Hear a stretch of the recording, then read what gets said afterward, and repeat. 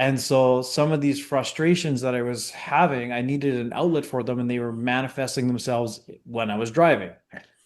And and there was, like I said, that moment of realization where I heard my boy in the back be like, "Look at this clown," and I was like, "Oh man, Hmm. uh, I need a and that was a real heart check moment for me to be like, okay, I need to look at who I am, for myself, but also for my wife, for my kids, for my people around me, and who I am, and then where I'm going on my journey." And so that was one of those moments for sure.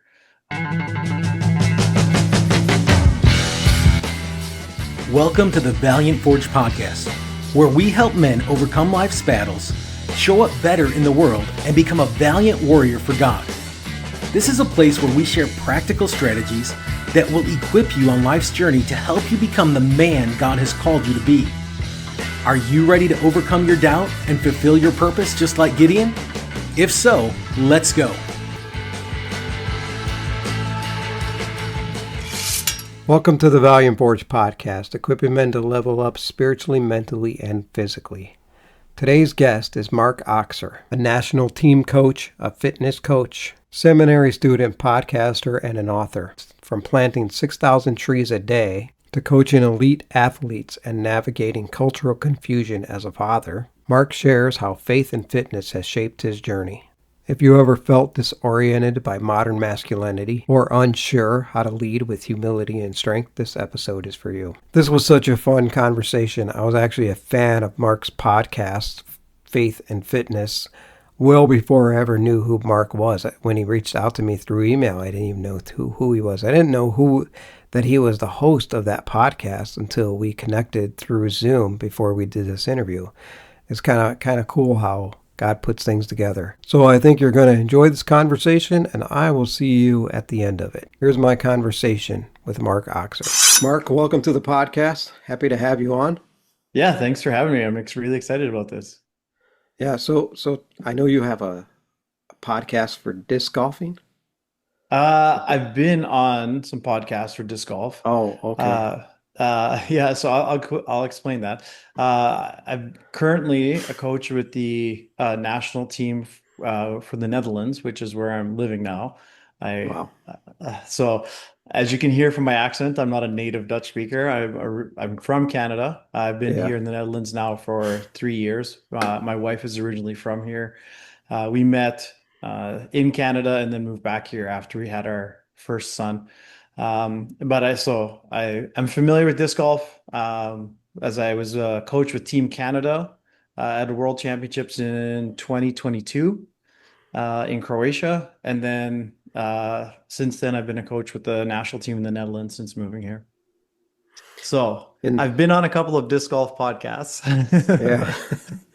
Yeah, I didn't know that it was such a big thing where there's like national championships for disc golfing. I yeah, did it a little in the late 90s and it was more or less a hobby. yeah.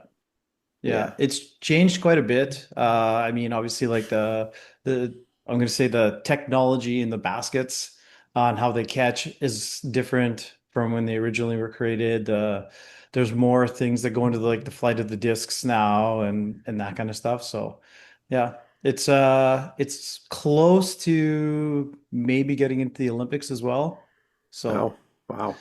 Yeah, they just had the International World Games in China, and the disc golf was one of the sports that was at the International World Games, and that's sort of the step before going into the Olympics. So, Wow.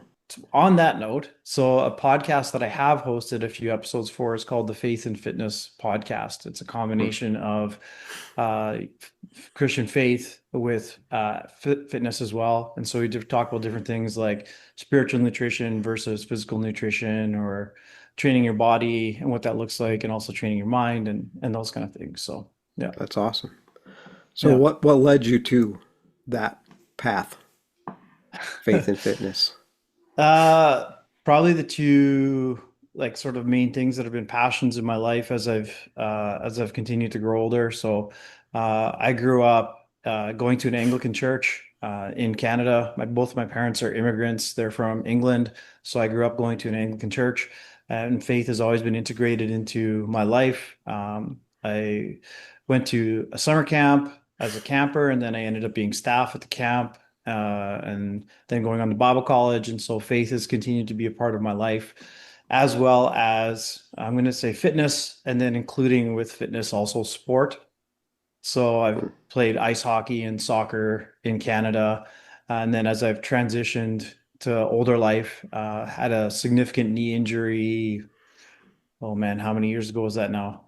It's probably about 10 years ago now that I had a pretty significant knee injury. And I stopped playing sports like soccer and ice hockey, and then transitioned to doing CrossFit, weightlifting, powerlifting, Wow. that kind of stuff. Hmm. Yeah. So it's just those two things have been a constant in my life. And then my educational journey is also very, um, I would say diverse in some respects. And that so I finished high school and I went to Bible college and got a bachelor's degree in youth ministry. When I graduated from college, I then went on to university and did a bachelor's degree in kinesiology and sports coaching. And so those are again those two worlds also combining in academia as well. And that I Yeah. studied both of them, and then went on to work as a coach at a Christian university, coaching soccer at a Christian university. So again, combining them. So it's just been a constant of those two pieces in my life, and then seeing the connection of those two pieces and wanting to share with others. Yeah. Yeah. A lot of people don't. I grew up in a Pentecostal church, Okay. and a lot of people may not know the background of a lot of Pentecostal churches, especially in the South. It's Okay. like after church, we go out and eat processed food and fellowship. But like fitness isn't really talked about. Mm. They use the, honor your body as the temple of the Holy Spirit verse a lot, but they don't really practice it. And I kind of Mm. grew up with that background. So I went through a fitness journey myself. And Okay. when God started shifting my mindset, fitness was a part of it. So I definitely see how important it is for us to put fitness in with our faith. I So know that what? led you, go ahead. No, I was just gonna say. So what do you do now after church? Oh, now I go home. Okay. I have a nighttime routine after, well, Okay. in the mornings, on Sunday mornings after church, I play worship in the worship band. Okay. So Cool. a lot of Sundays I start church at 6:30 in the morning, Okay. and I don't get out until about 1:30 in the afternoon Okay. for three services. But I usually go home and take a nap. And then a lot of my Sundays, and I don't overdo it because it's a Sunday, but I'll go on a bike ride, more of a Okay. just kind of refreshing bike ride. Yeah. But I eat mostly whole foods nowadays. Okay. I'm kind of 80/20 with some processed foods. It's so hard to get a lot of it out. Yeah.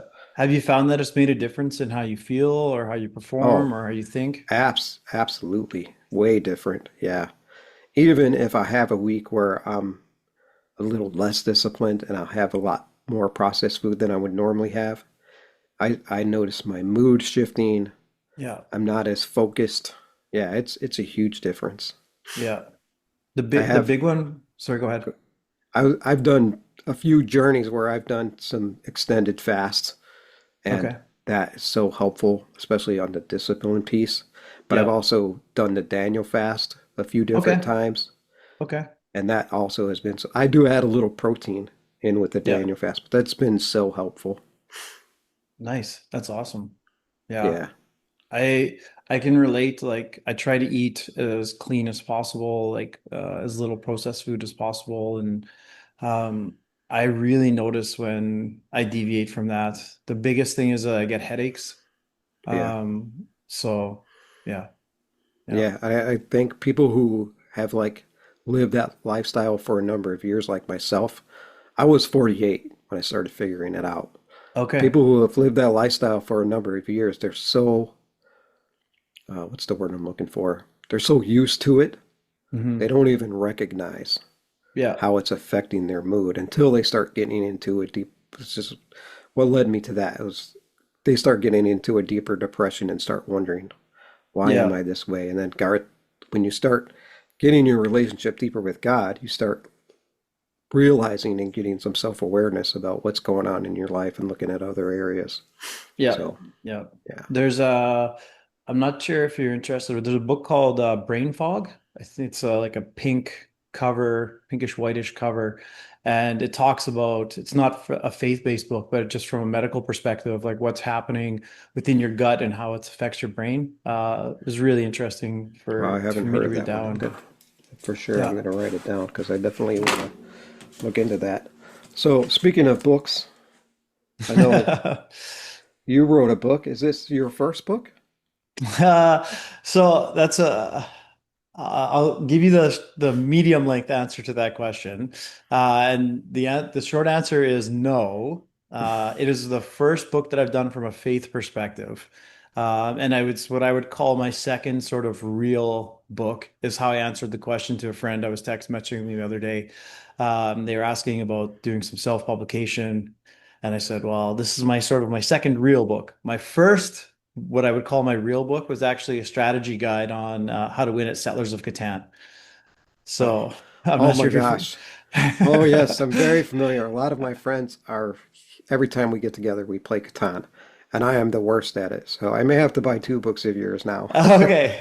So the last time that I checked, and it's been a few months now since I've checked, because there was also just a recently a Masters event that happened in the United States a few weeks ago.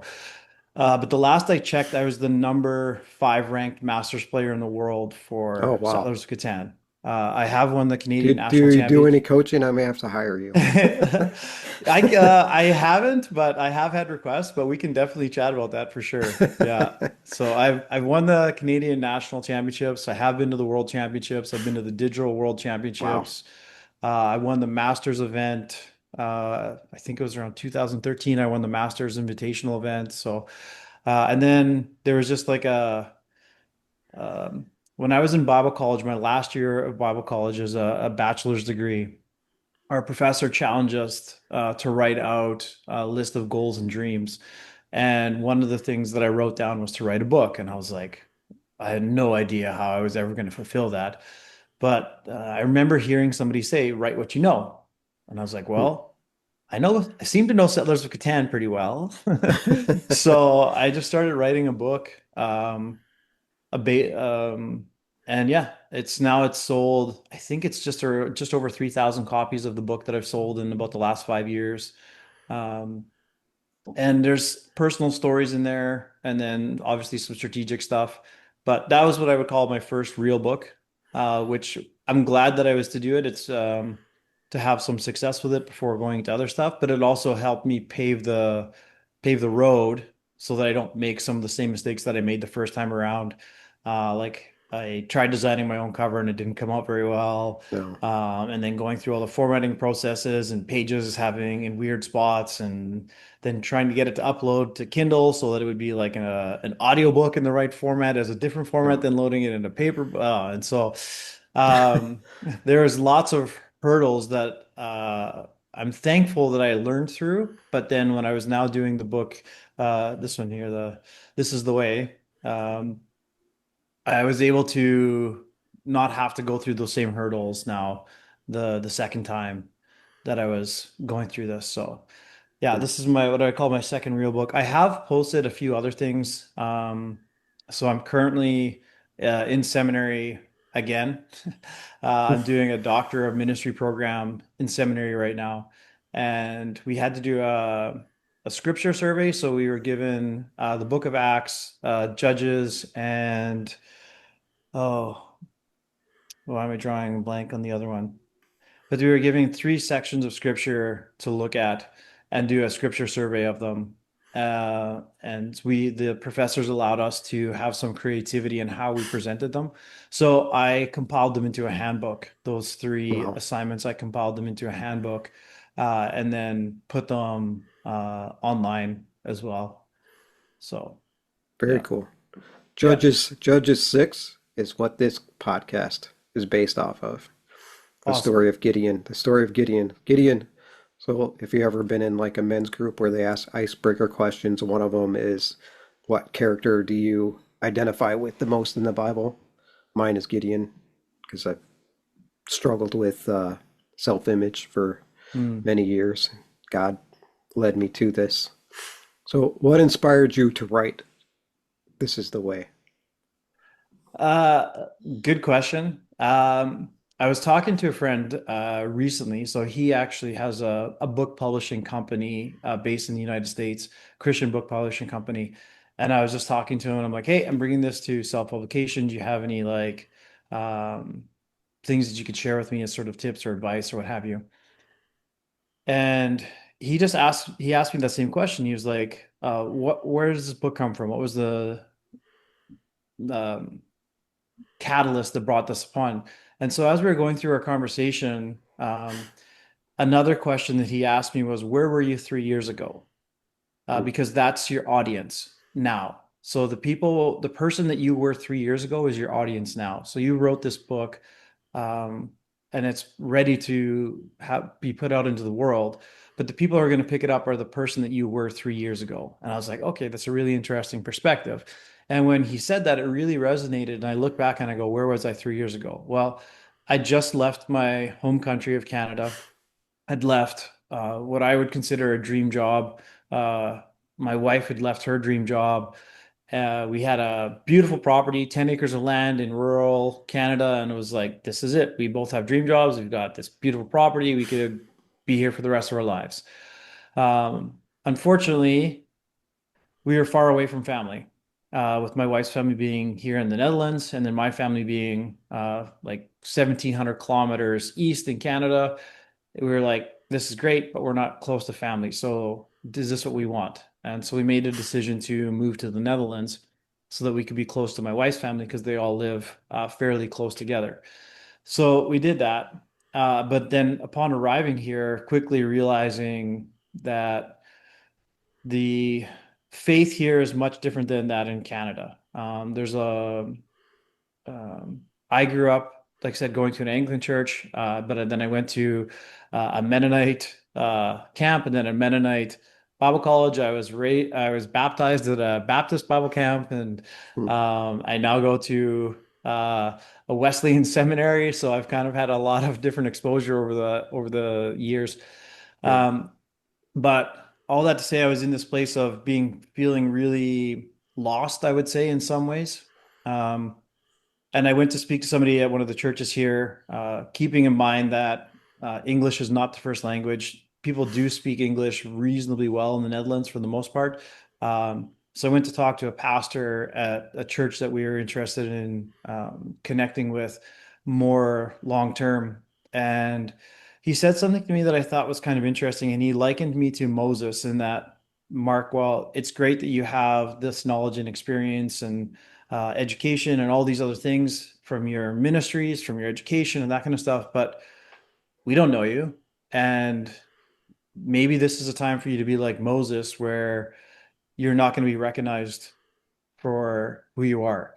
And I was like, oh, interesting. So Mm, I sort of spent, I would say, 3 years kind of in that place of Moses, just kind of being unknown in that I'd come from being in Canada, where I was a leader in church, an elder in church. I was giving sermons on a Sunday morning, to just being like, we have no idea who you are, and just show up. And I was like, okay, wow. I'll gladly show up. I was wanting to start an English language Bible study here. And so there was pushback against that, in that, well, we're not an English speaking country. Why would we have an English language Bible study? And I was like, well, Mm, because there's people like me that would, despite being able to learn the language, like it's my wife's first language, our kids are fluent in both languages. I can understand most of what people are saying when conversations are going on, but I'm never going to be able to articulate myself in Dutch the same way that I could in English. And I would like to connect with people in an English language Bible study. And yeah, like it talks about, I think in the introduction I was writing about, it was Father's Day, and I was playing back a sermon that I'd preached a couple of years ago on a Father's Day, and really just sort of like really all came back to me. The message, I was listening to myself talk, and I was like, yes, this is it. That It was I was talking about Acts and Saul's conversion and really understanding it less as a conversion, but more of a calling, and that God is calling us, and that what that calling is on our life, and that it applies not just to me, but to all men to follow Christ. And then the book came out from that, and then looking at what things we have in our culture, because it's the subtitle is Following Christ in a Culture of Confusion. So we have things that are trying to draw our attention away in our culture, but then how do we stay on, and I'm going to use another Christian term, the narrow path, biblical Right. term, and how do we stay on that narrow path and follow Christ in a culture that's trying to tell us to walk on the wide path. Yeah. Hmm. So, where do you see men most vulnerable to cultural confusion today? Oh man, I think what comes to mind when I think about that question is being being a confident man. And what I mean by that is I don't necessarily mean being like an alpha man where you have to be Right. like loud and big and strong and that kind of stuff, but being confident and being okay with that, and that we don't have to um, be submissive to the things of culture that says we should be. And I think that it's okay to be strong men and of God, and we need to be strong men of God. That's what our Right. culture, I think, is missing at some of those points, right? And if we can look at all different kinds of things that are happening socially right now, right? I know I'm not sure where you guys are at with the news, but there was a girl in Scotland. It's probably gone global now with the girl who's been standing there with a knife and an axe defending herself, 12-year-old girl. And there is all kinds of comments on that's happened across social media saying, what has happened that this 12-year-old girl has had to walk around carrying a knife and an axe to defend herself? Like, where are the men in the society to protect these people, Right. right? And so obviously an extreme example, and not all situations are like that. But even looking at where there has been, I would say, cultural or social drift in how we're raising our families, right? I just finished a class through seminary. It was talking about psychology and theology, and one of the things was that I was talking about was how having a male and a female parenting couple is the ideal for raising a children, because there's things that a mom brings that a dad doesn't bring and vice versa, Right. right? And so I just again I saw it again on social media the other day, like the benefits of a dad wrestling with their child, whether it be a boy or a girl child, it doesn't matter, but the Yeah. dad wrestling with them, right? And there's these things that happen that we as men bring that we need to be living into, and that society in some ways is calling us to be like, no, no, no, no, no, no, no, that's too masculine. And we're like, well, no, this is what God has called us to be Yeah. these things. So that's where I would really just encouraging men to live into the godliness that God has called us to. So, I've heard those things a lot as well, and I heard it a lot as when I was growing up, but then it kind of got pushed back for a little bit, and now it seems to be coming back around. I just recently heard some of those same stats you just shared with me. So I guess my question would be, what causes us, what causes the weaker men? I don't know if that's the right term. I don't even want to say that, but the men who Yeah. are avoiding the God confidence that has been put in them, what causes them to ignore some of those natural some things that you just naturally know, like it's good for a child to grow up with a father and a mother. Yeah. It's good for a father to roughhouse with their kids. Yeah. That helps them, that gives them resilience. What do you think causes us to ignore those pretty natural facts? Yeah, it's a good question. I think that there's probably some aspects of when we look at society and what society is approving things to be as men versus what the Bible is calling out to be as men. I think that when we stand in opposition of those things, and when I say that, I don't mean when we stand, we don't have to do it in aggressive manner, but we do so in a firm manner. that we stand and say, no, that is not what God or what we believe the Bible affirms as a man, that there is pushback from society. And I think that it can be mentally draining to fight those battles, right? Especially if you feel alone.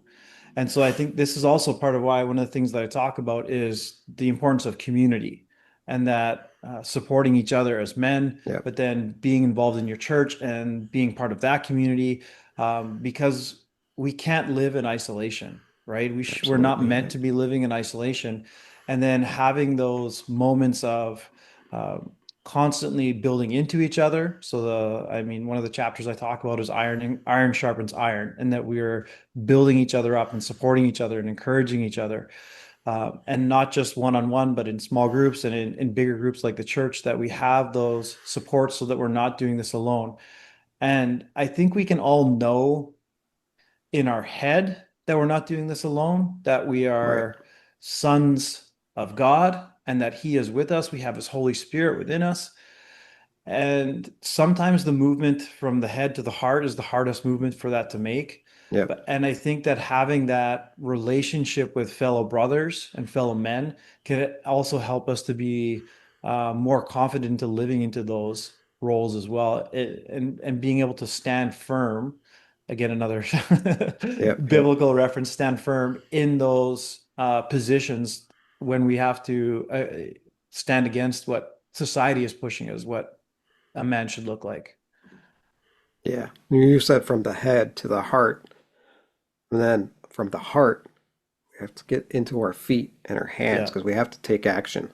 I know absolutely. just for myself, who has been an introverted person most of my life, I let that define me for a long time. So I was a loner.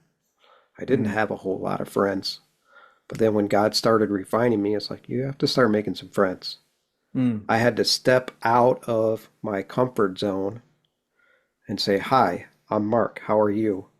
And then go past the awkward silence. What do you do for a living? right. I'm just a practical tip here because I hear from a lot of guys, "Oh, I just don't know how to make friends." Mm, It's pretty simple. You just start by saying, "Hi, I'm Mark.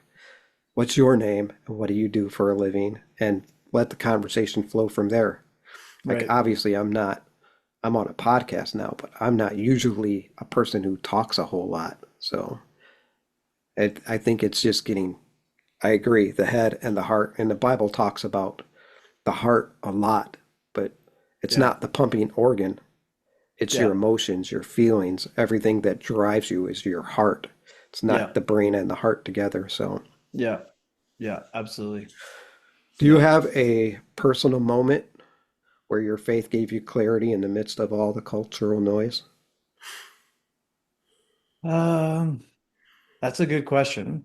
I'm just trying to the now that the think about it, there is an answer that comes to mind. I wrote about this recently for a paper for school. Uh, Driving in the car, um, and I hear in the back seat my son say, "Dad, look at this clown in front of us." And I was like, "Oh my gosh." He's 3 years old and he's commenting because the driver in front of us was slow. Well, he only knows that behavior because I've taught him that behavior, Yeah, right? And it affects neither one of our lives that the car in front of us was going a little bit slower. But this is what daddy says, so this is what I'm going to say. And I was like, oh man, I really need to get this sorted out. So that was a big moment for me. That was like one of those like put your finger on the nerve kind of moments where it was like, okay. And so that actually has prompted me to I go now and I talk with I wouldn't say a counselor, and I don't mean that from a trying to diminish it, but I just don't think that that's how the person would classify themselves. Um, but I go and talk with somebody once about every 2 weeks, yeah, just to work through some different things and talk about things that are going on. And that's been really, really helpful for me to understand uh, who I am and where I've come from, and why I have some of the responses that I have.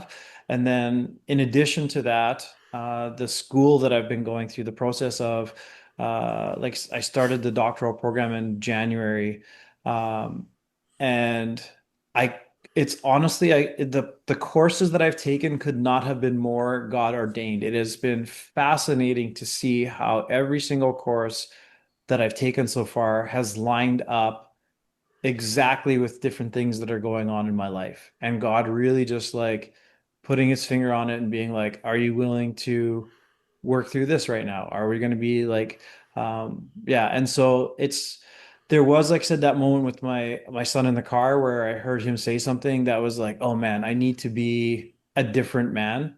Yeah. And part of that was coming from a place of frustration. So as I mentioned, the book is a result of where I was 3 years ago. So I moved here being frustrated with moving from 10 acres of land to living on a postage stamp, from being able to speak the language with everybody around me to not being able to speak the language with everybody around me, from working with military special forces in a fitness environment to not having a job, to others being an elder in a church to not even being part of a team that's setting up chairs. Like just Right. completely everything had been stripped away. And so some of these frustrations that I was having, I needed an outlet for them, and they were manifesting themselves when I was driving. And and there was, like I said, that moment of realization where I heard my boy in the back be like, look at this clown. And I was like, oh man, Mm. uh, I need a and that was a real heart check moment for me to be like, okay, I need to look at who I am, for myself, but also for my wife, for my kids, for my people around me, and who I am, and then where I'm going on my journey. And so that was one of those moments for sure, that has led to this as well. Yeah. Yeah. Yeah, I love how kids sometimes can be a mirror for us or a great self-aware. I don't like to use the word tool for a kid, but they can definitely Yeah. spark your perspective a lot of times to change a lot. I've had that happen many times in my life. Even now, my kids are older and grown now, but they'll still, hey Dad, remember when you said this? I was like, yeah, I wasn't in a good place in my life at that time. So Yeah. yeah, it's just so helpful. So Yeah. you talk about, your physical training a Yeah. few times. Yeah.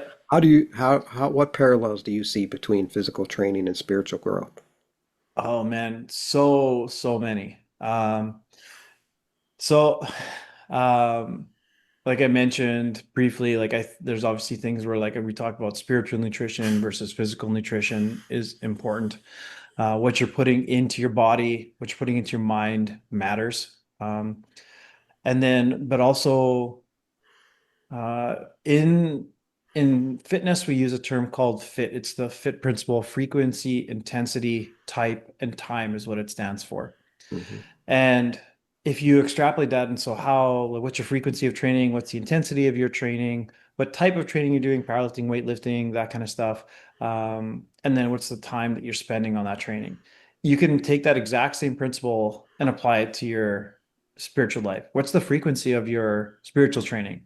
How often you're reading Bible? How often you're praying? How you're spending in listening prayer? How often you're spending in praise and worship? What's the frequency? What's the intensity of that? Is it always like um, surface stuff? Like, is it like I'm going to read my devotion, my daily bread devotion for 5 minutes, and then I'm going to move on with life, right? Or Right. is it really like digging and wrestling with God, listening to what He has to say, being open to the challenges that He has for you, being vulnerable with other men about different things that are going on in your life so that they can keep you accountable? What's the intensity of your spiritual life? What's the type of spiritual life that you have? Is it always the same thing, or are you engaging in, like I said, active conversations with other guys, with your spouse or your partner? Is it reading your scripture? Is it doing praise and worship? Is it going to church and serving? Is it serving people in your community? What is the type of manifestations you're seeing in your spiritual life? And then what is the time you're investing in it, right? And is it just the 5 minutes of reading a day, or is it other things, right? Recently saw an Instagram video where it said, "What if we treated our Bible like our phone?" And it shows the Right. person rolling over in bed, waking up, and then they're reading their Bible. They're in the bathroom reading their Bible. They're brushing their teeth. They're driving their car. They're reading their Bible. And I was like, Yeah. well, people are definitely not spending the same time with No, for their sure. right. And so that is one of the biggest pieces that I can see on how we correlate those two things. Um, one of a few books that I have sort of working on a little bit is a book. It's a personal story for me. It's called Taped Thumbs, and it's a correlation between different things that are going on in my life. So I spent 12 years of my life working, 12 summers of my life working as a tree planter. And for that job, we taped our hands up because they're being shoved into the ground thousands of times a day. Mm. And there was a lot of things that I learned from working in that manual labor job. And then within the sport of weightlifting, we also tape our thumbs Yeah. when we're doing clean and jerk and snatch so that you can hook grip on the barbell. And there's a lot of things that correlated there. And then as I started writing the book, I was like, man, there's a lot of lessons in these two things that I learned in life that are also lessons that apply into our spiritual journeys, right? So things like discipline, right? Like I've learned a lot through fitness about discipline, about mental resilience. And these, again, are all things that I think can also apply into our spiritual journey as well. So I see a ton of correlations, which again is part of the reason why I've named I originally named the podcast the Faith and Fitness Podcast. I've since renamed it to be the Faith and Fitness Project because I wanted to be able to expand out beyond just the podcast into other things like maybe some writings or that kind of stuff. But yeah, I Yeah. see a ton of correlations in those areas. So speaking of resilience, you've worked with police and military.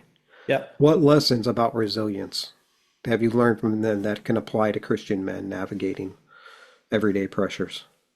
Well, and not just police and military. So, working for both federal and municipal police, and then also for the military in Canada. But I've also worked with a lot of professional athletes over the years in my strength and conditioning background.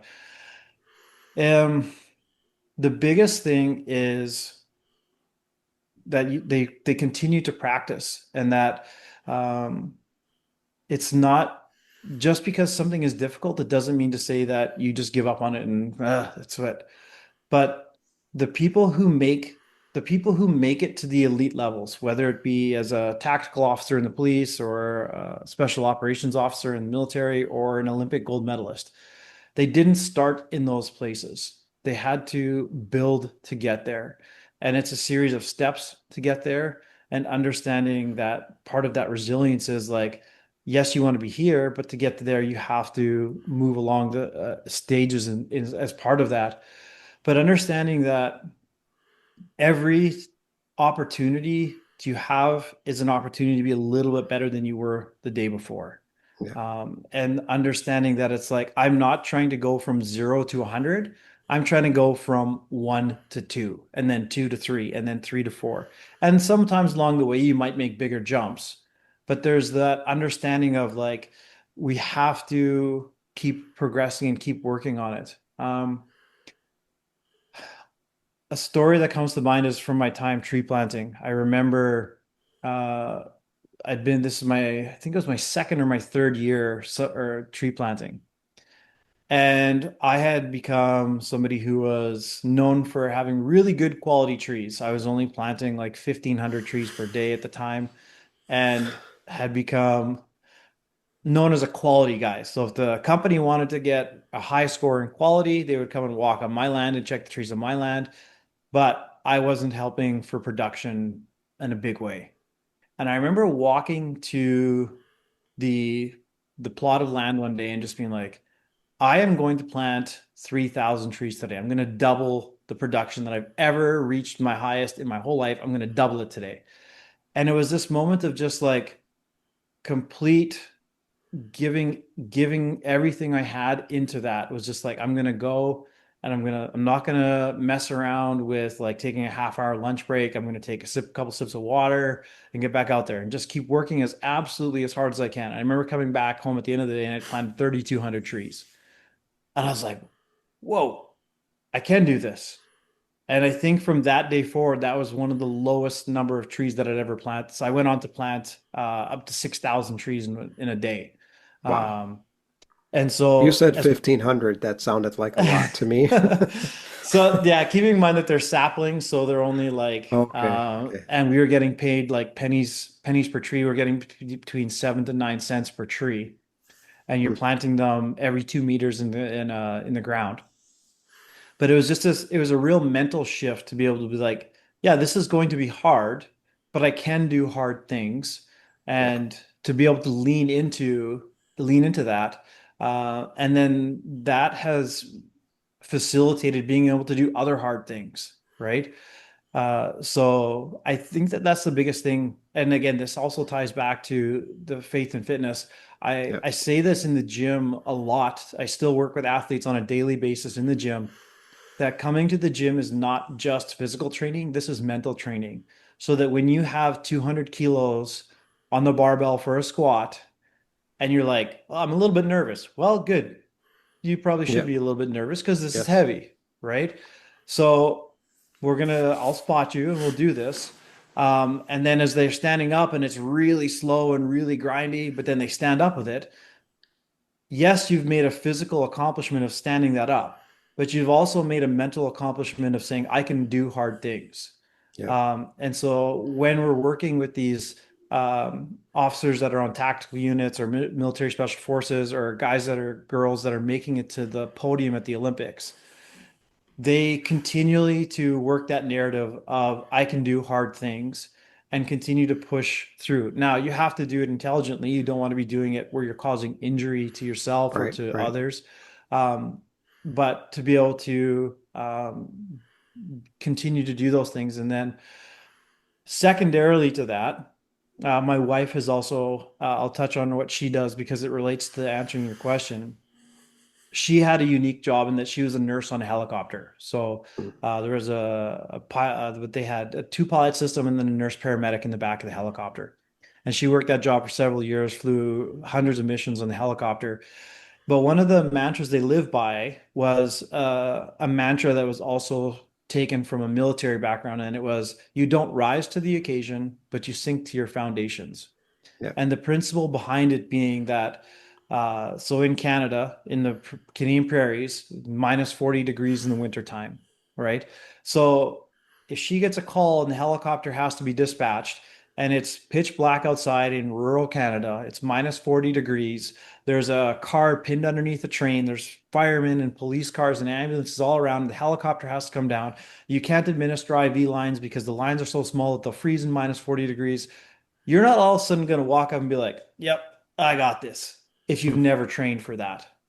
So they spend, when I say they, the personnel that my wife worked with, they would spend hours and hours and hours training in simulation environments so that when they went into real world situations, their bandwidth wasn't completely full, but they actually had room to still work and they could address these situations and be like, hey, our training is up to here.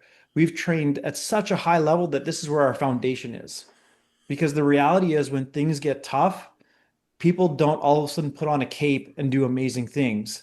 You Yeah. actually resort back down to your foundations. And so Yeah. for those people, and as part of this resilience is build your foundation so big and so strong that when it gets tested, you're able to continue to keep going.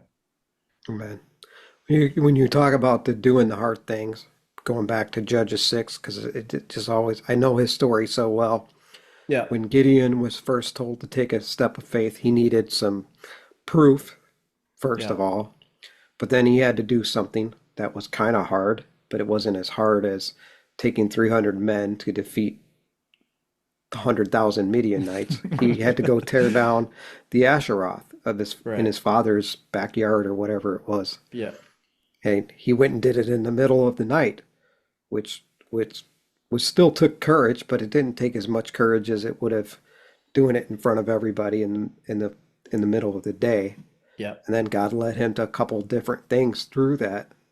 And it's just like you're saying, you rise to the level of your training. I used to, so I hear the do hard things, and I've been told, oh, that's a self-development thing. Yeah. But that's actually faith. When Hmm. you do something hard, you're taking a step of faith. And I learned that just through, so we're talking about how fitness and spiritual growth line up just through training through a marathon. Yeah.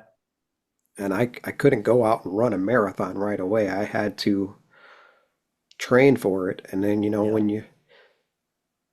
my first hard thing was doing a half marathon. Mm. That was hard. Yeah. I was like, all right, I can do this. And then when it came to the 18 mile, I actually wrote a whole blog post once about the 18-mile journey Yeah. because the 18 mile was the hardest of the training for the 26.2. But once I did it, I was like, okay, I can do this. And even doing the 26.2 wasn't easy, but I had that background of accomplishment Yeah. to just push me through. So I really appreciate, that Yeah. perspective to do the hard things. Yeah. Well, and when we tie that to faith, I think we have to also look at like we look at Abram and God says to him, "Go."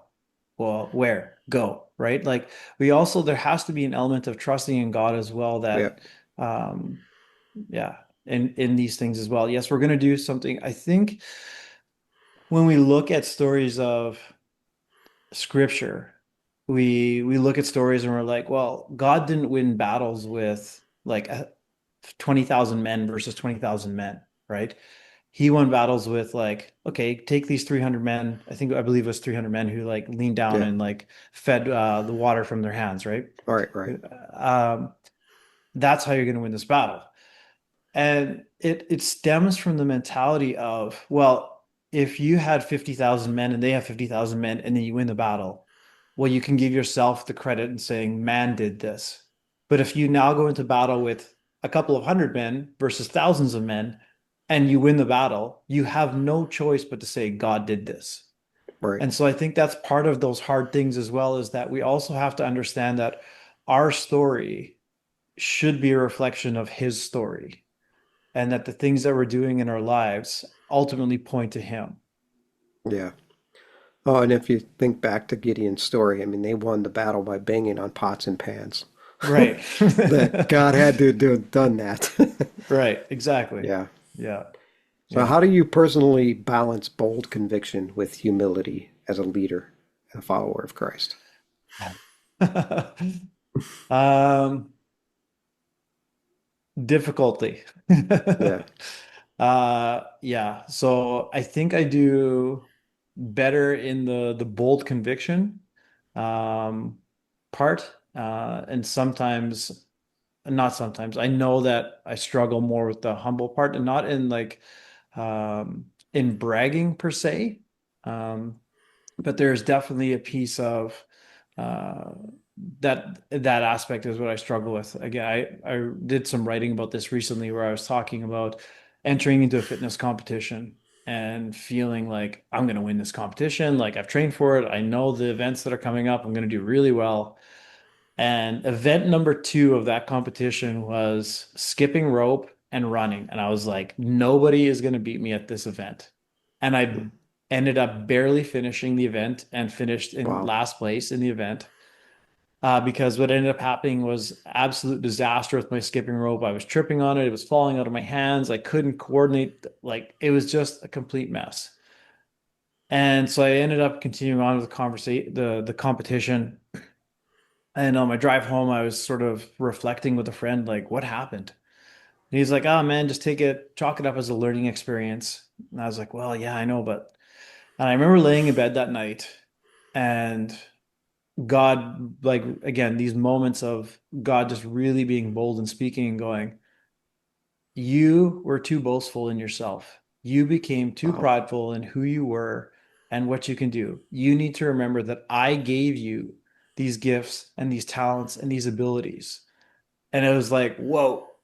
And so this moment of like, do not boast, the Galatians, I think it's Galatians 6:14, do not boast, but in the Lord. Right. And so Right. I had come to this point where I was being prideful and boasting in myself. And God was like, dude, I will give you a harsh reality check if you need one. And I Yeah. apparently did.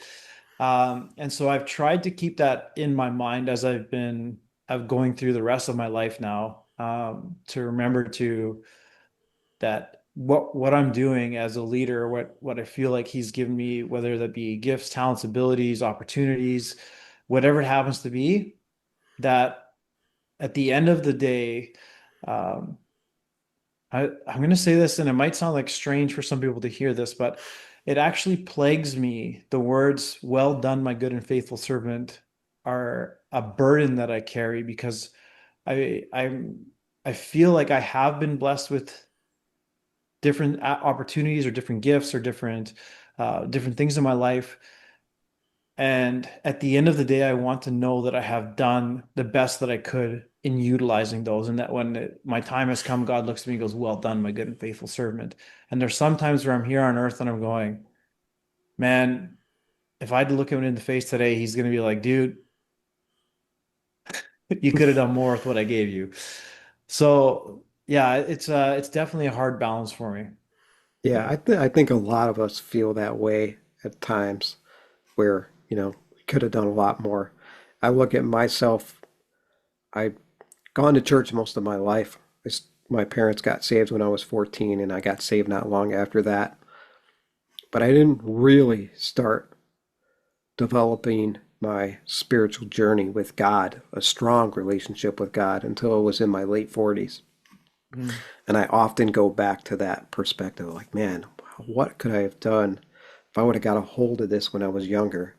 But God has a plan for all of us, and Yeah, God knew at what point in our lives we were going to take this step towards becoming. So we have to not dwell so much on our past. And I yeah, would say that that moment for you, or God showing you this, was better than actually winning the competition. 100%. And I would say that, from what I've just in our conversation today, I see a lot of humility in you. Just the fact that you heard your son say something and you're like, man, I need to change my ways as a man. That's humility right there. Yeah, Another man could have said, well, he'll figure it out or whatever. yeah. But yeah, I appreciate your humility. Yeah, I appreciate you sharing that. I mean, like you said it earlier on in the when we were talking about how kids are really that reflection for us, right? So, 2 years ago now, I won the Dutch national championship for weightlifting, and I was proud of myself. And I was like, yes, like put work into it, and I won the national championship.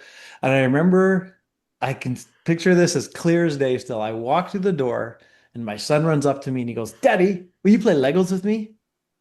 He didn't care one bit that where I had been and what I'd accomplished earlier in the day. Hmm. "Hey, will you be my daddy and will you play Legos with me?"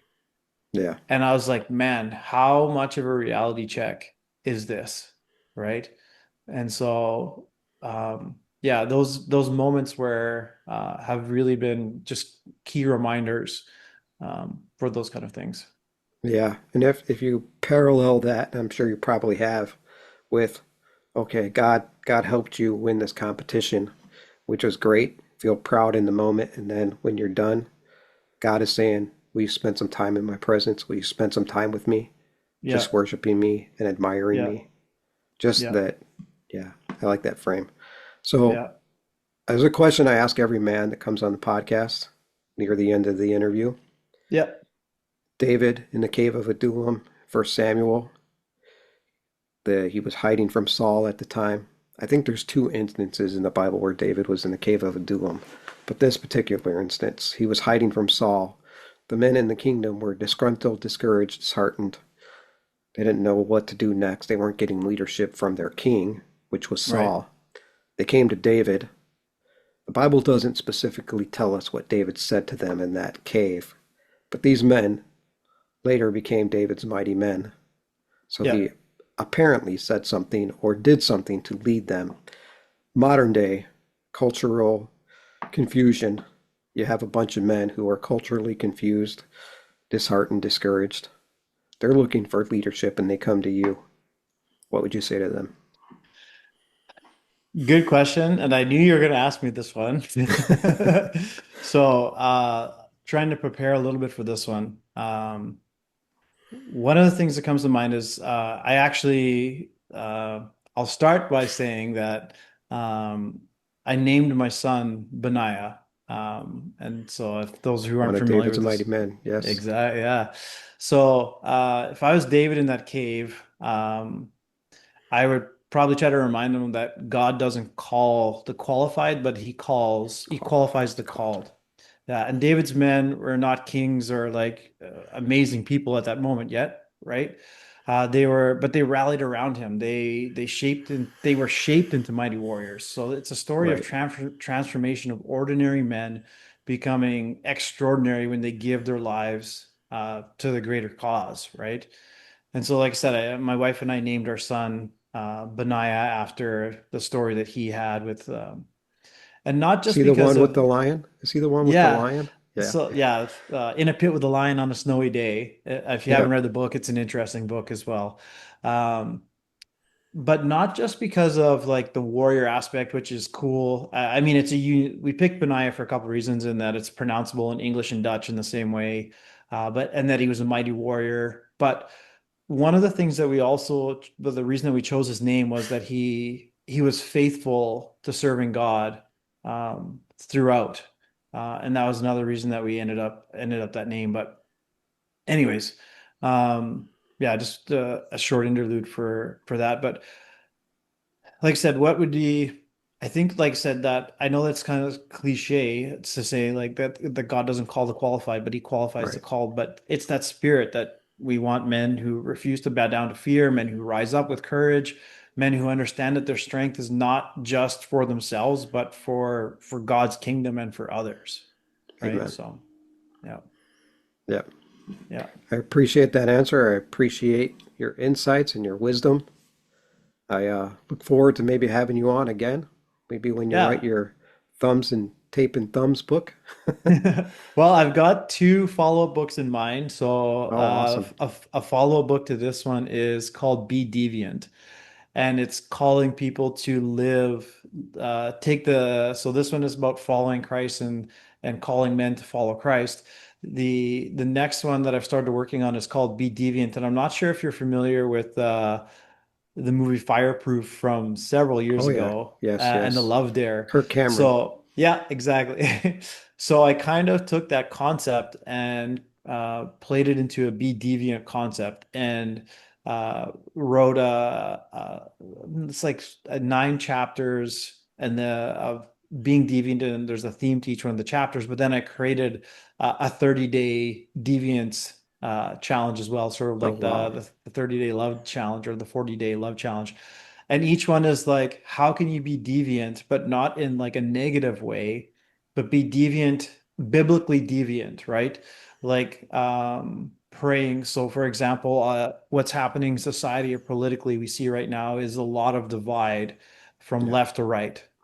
Well, one of the be deviant challenges is pray for the leader that you disagree with, right? Hmm. And understanding that God has ordained people in power, whether we agree with them or not, we can look and say, well, God has placed some of these people here.